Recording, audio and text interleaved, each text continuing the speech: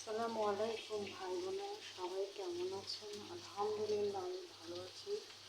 চলে এলাম দুপুরের রান্না করতে। আজকে আমি আমার বাগানের পুঁই শাক, বাগানের মিষ্টি কুমড়া, একটা মিষ্টি কুমড়া পেকেছিল, মিষ্টি কুমড়া এবং ছিমের বিচি দিয়ে আমি আজকে চিংড়ি মাছ দিয়ে চচ্চড়ি করব।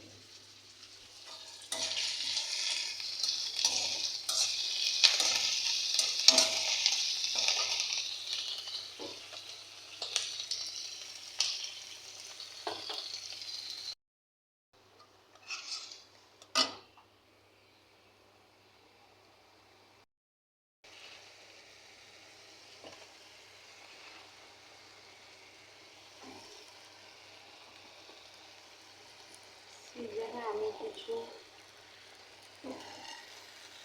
ছিমের বিচি ফ্রিজে রেখে দিয়েছিলাম, সেই ছিমের বিচিটা দিয়ে আমি আজকে পুঁই শাকের চচ্চড়ি করছি।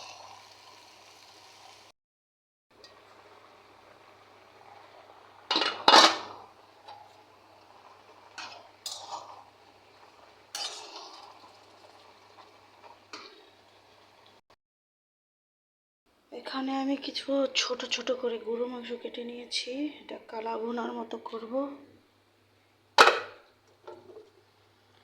এই রেসিপিটা আজকে দেখাতে পারবো না বন্ধুরা, সময়ের অভাব।